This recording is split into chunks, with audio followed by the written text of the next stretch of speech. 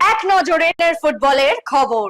লাল হলুদের নতুন বিদেশি, লাল হলুদের শেষ অস্কার অধ্যায়। ইসরায়েল ক্লাবের জ্যোতি, প্রয়াত বর্ষিয়ান ক্রীড়া সংগঠক।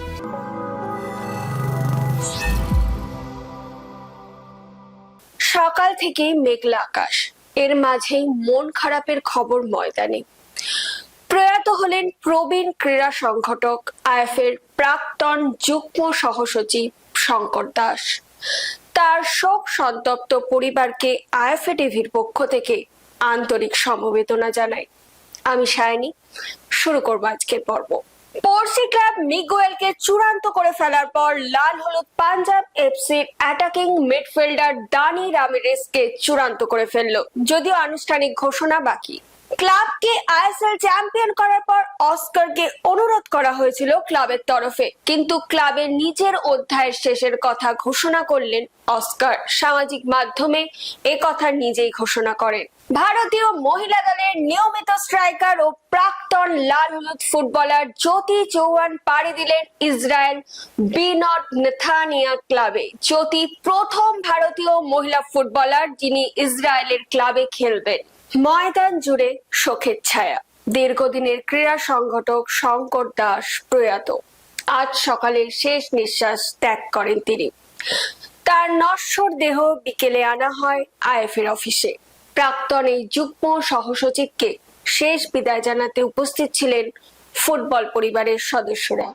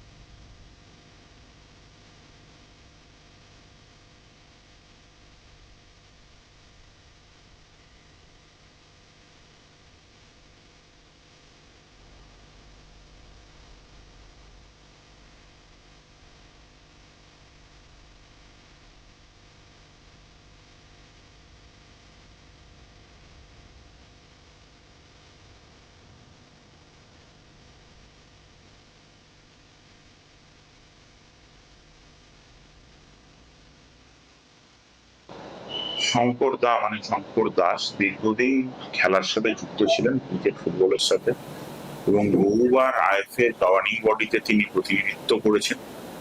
আইএফএর অ্যাসিস্ট্যান্ট সেক্রেটারিও ছিলেন উনি দুটো টার্ম।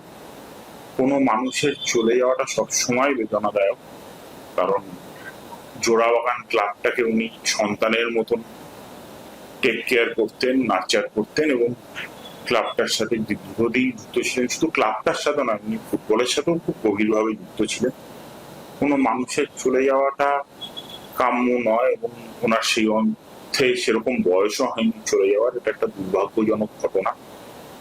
হঠাৎ আমি আজকে সকালেই জানতে পারি যে ওনার ডেঙ্গু ম্যালেরিয়া হয়েছিল এবং হসপিটালাইজড হয়েছিলেন, তারপরে কার্ডিয়াক অ্যারেস্ট হয় এবং চলে যান।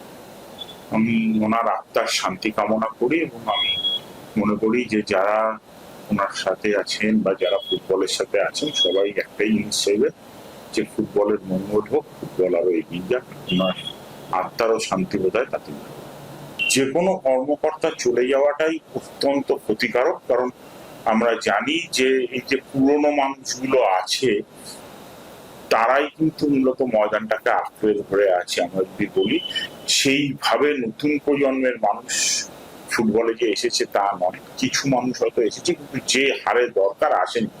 এবং এরা কিন্তু চিরকালই ক্লাব ভালোবেসে, খেলাধুলো ভালোবেসে, খেলাধুলোর সাথে যুক্ত ছিল। তারা চলে গেলে নিশ্চয়ই সেটা একটা অপূরণীয় ক্ষতি। আমি ওনাদের যে ক্লাবে মিলন উৎসব হতো সেখানে একাধিকবার গেছি। সেরকম নিবিড় ভাবে ওনার সাথে মেলামেশা আমার কখনো হয়নি। উনি বহুবার আমাদের ক্লাবেও এসেছেন, আমিও ওনাদের ক্লাবে গেছি এবং খুব ভদ্র ব্যবহার ছিল, সবসময় খুব সুন্দরভাবে কথা বলতেন। আর একটা মানুষ খেলাধুলোর মাঠের সম্পর্ক সবার সাথেই কেউ চলে যাওয়াটা কখনোই কাম্য না, সেটা সবসময় বেদনা। এখন সময় ফুটবল কুইজ মগজাস্ত্রের। চলুন তাহলে প্রথমেই দেখে নিই শনিবারের প্রশ্নের সঠিক উত্তর। শনিবারের প্রশ্নের সঠিক উত্তর হলো 1948 সাল। উত্তর দিয়েছেন ফেসবুক পেজে পঞ্চানন দত্ত ও ইউটিউবে আক্তার হোসেন ও সুতীর্থ বন্দ্যোপাধ্যায়। আপনাদেরকে অসংখ্য ধন্যবাদ। চলে আসি আজকের প্রশ্নে। আজকের প্রশ্ন হলো, প্রথম কোন ভারতীয় মহিলা ফুটবলার বিদেশের ক্লাবে খেলে? উত্তরটা জানা থাকলে কিন্তু ঝটপট লিখে ফেলবেন কমেন্টে। আজকের ভিডিওটি যদি আপনাদের ভালো লেগে থাকে তাহলে কিন্তু অনেক অনেক শেয়ার করে দেবেন এবং আমাদের ফেসবুক পেজটিকে ফলো করে দেবেন। বাংলা ফুটবল এরকম আরো খবর জানার জন্য আমাদের ইউটিউব চ্যানেলটিকে সাবস্ক্রাইব করে বেল আইকনটি প্রেস করে দেবেন। আজকের মতো আমি এখানেই বিদায় নিচ্ছি। আবার আপনাদের সঙ্গে দেখা হবে আগামীকাল একটা নতুন পর্বে। শুভরাত্রি।